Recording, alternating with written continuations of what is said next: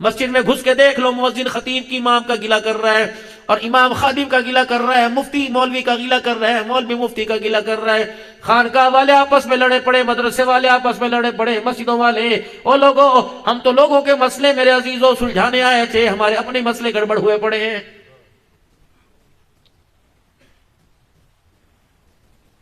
موت ہوگی میرے پیارو، بلاوا ہر ایک کے پاس موت کا آ گیا۔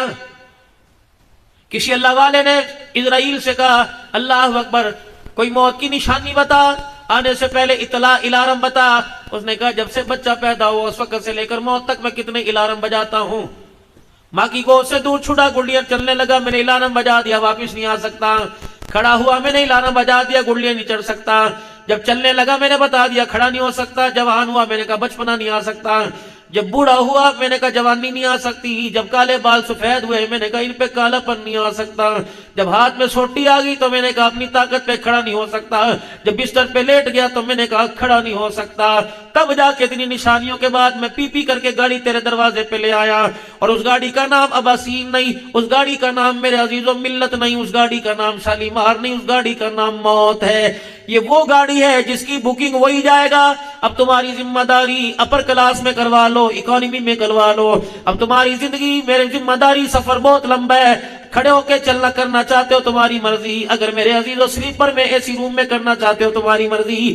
اللہ نے سارے کا سارا منزل، ساری کی ساری منزل اور سفر، آرام دہ سفر کو اللہ نے اپنے قرآن کے اندر بیان کر کے رکھ دیا ہے۔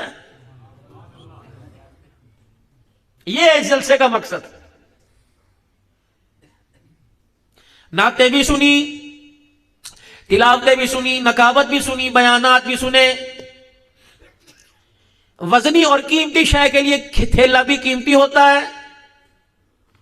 سبزی والی دکان پہ گئے، ٹماٹر دے دے، مٹر دے دے، آلو دے دے، اس نے پتلی سی پنی میں ڈال دیا کہ یار ایک اور شاپر دے دے، 2 شاپر چڑھا دے گا، 3 شاپر گانٹھ باندھے گا، گیرا باندھے گا، تب جا کے پھر بھی پنی کے نیچے ہاتھ رکھ کے بار بار اسے دیکھ کے لائے گا، کہیں سے پھٹ گئی تو سارے کا سارا سودا گر جائے گا۔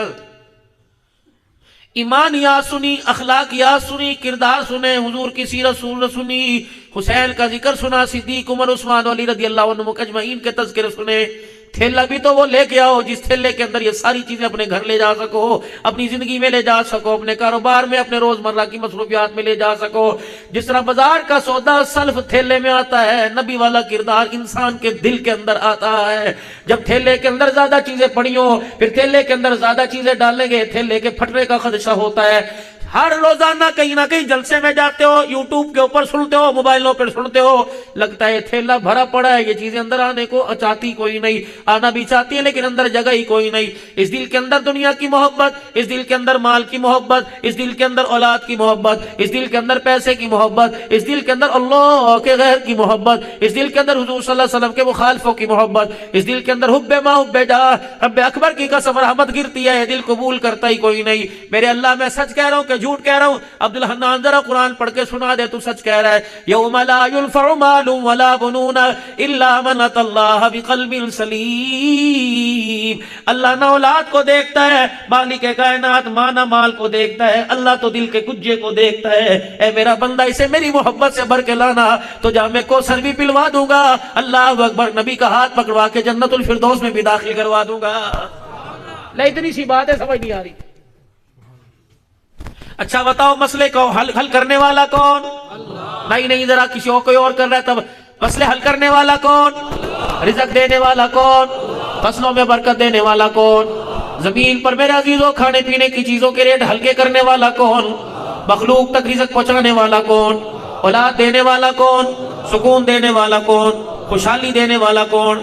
جب سارے مسئلے حل کرنے ہیں تو حکومتوں کو گالیاں کیوں دے رہے ہو؟